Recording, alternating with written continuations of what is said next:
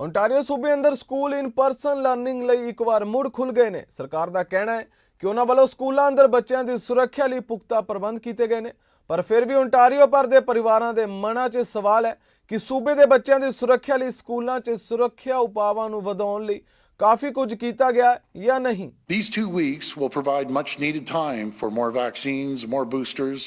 It's more time for additional public health measures. We have as many layers of protection as we can in the school setting to reduce the risk of transmission. We haven't allowed enough time to get these pieces into place. And so I think the government is doing some right things, but it so often feels a day late and a dollar short.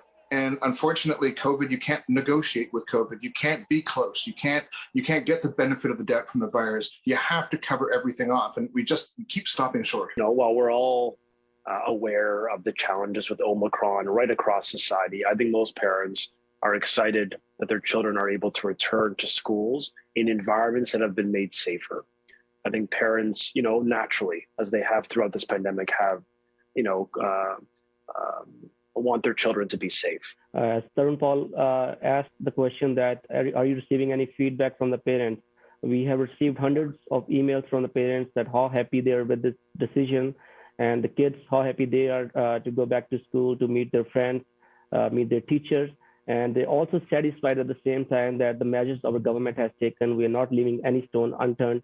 What we should say is that vaccinated kids get to go to school in person and unvaccinated kids get learning support at home. And that leaves everyone with choice, but it would make schools miles safer for the kids in school. But I've got to say it, really miles safer for the unvaccinated kids. There's very little evidence that there's high transmission just in schools themselves.